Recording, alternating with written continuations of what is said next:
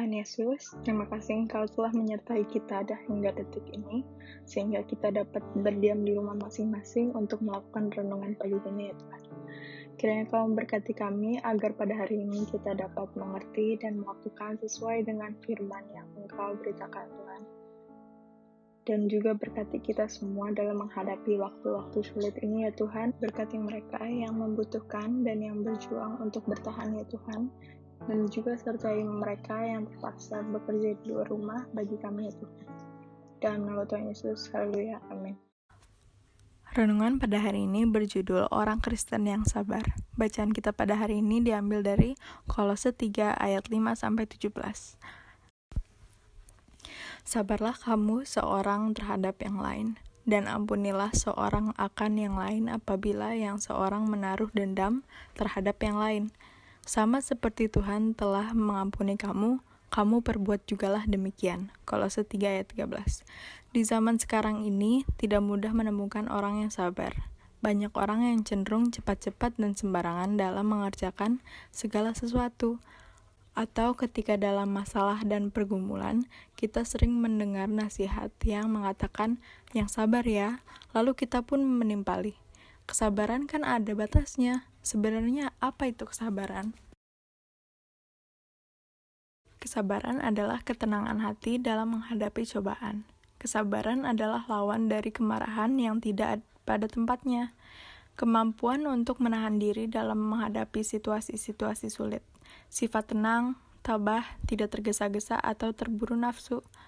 Ketika orang lain marah, menyakiti atau berbuat jahat kepada kita, tanpa pikir panjang, kita ingin segera mendamprat atau membalasnya. Apa bedanya kita dengan orang dunia jika demikian? Sebagai orang Kristen, kita dituntut untuk memiliki kesabaran dan saling bersabar satu sama lainnya. Sebab kesabaran adalah bagian dari kasih, dan kekristenan itu identik dengan kasih. Tertulis, kasih itu sabar, kasih itu murah hati. Ia tidak cemburu, ia tidak memegahkan diri dan tidak sombong. 1 Korintus 13 ayat 4. Di samping itu, kesabaran merupakan bagian dari buah-buah roh yang harus terpancar dalam kehidupan orang percaya. Dapat dibaca dalam Galatia 5 ayat 22 hingga 23. Jika kita mengaku diri sebagai orang Kristen atau pengikut Kristus, tapi kita tidak punya kesabaran, maka kita perlu bertobat. Dengan kesabaran, seseorang dapat melihat hal-hal yang positif di tengah kesukaran sekalipun. Bukankah banyak orang Kristen yang tidak sabar menantikan pertolongan dari Tuhan dan akhirnya mereka pun tidak mengalami berkat-berkat Tuhan? Kesabaran adalah kunci untuk sebuah hubungan kerjasama yang baik.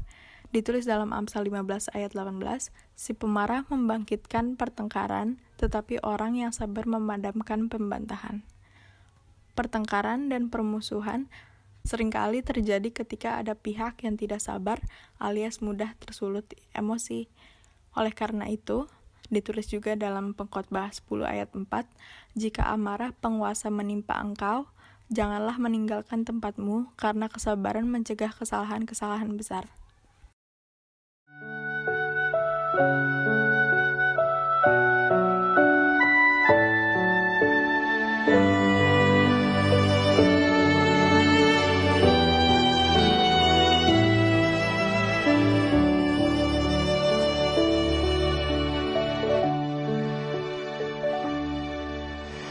Saat ku tak melihat jalanmu, saat ku tak mengerti rencanamu, namun tetap ku pegang janjimu.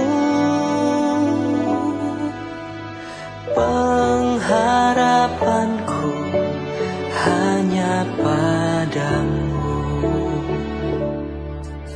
Saat ku tak melihat jalanmu, saat ku tak mengerti rencanamu, namun tetap ku pegang janjimu.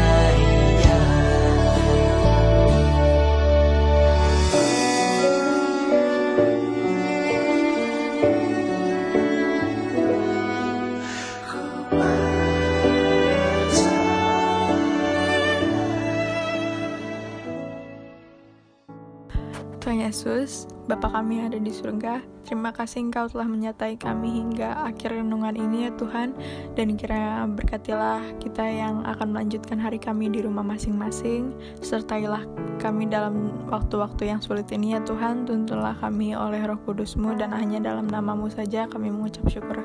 Haleluya, amin.